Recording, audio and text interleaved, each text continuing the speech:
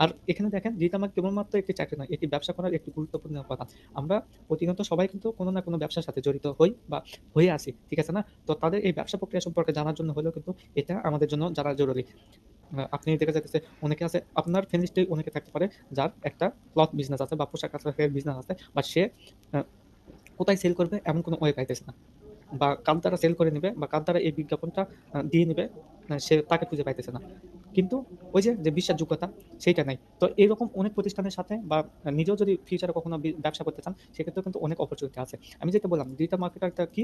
Digital উপায়ে marketing করা। তো এই মার্কেটিংটা কারা করায়? এটা কোনো প্রতিষ্ঠান করায়। প্রতিষ্ঠান করায় বা কোনো ব্যক্তি করায় যার টাকা আছে বা তার বিজনেস আছে কিন্তু তার সময় নাই। তো সে কিন্তু আপনাকে হায়ার করে এখানে কাজ করাইতেছে। তো এখন আপনি চিন্তা করেন আপনি অন্যের বিজনেসে সময় দিতেছেন। তো সেম সেম কাজই কিন্তু আপনি নিজের বিজনেসে করতে পারেন। বা সেম কাজ আপনি অন্যকে সার্ভিস দিতে পারেন। সেটা হতে পারে মার্কেট প্লেস, সেটা হতে পারে আউট অফ মার্কেট প্লেস, সেটা হতে পারে লোকাল মার্কেটে, সেটা হতে পারে আপনার আশেপাশের মানুষদের, সেটা হতে পারে আপনার বিজনেসে। তো বিভিন্ন রকম অপরচুনিটি কিন্তু আছে এই সেক্টরে।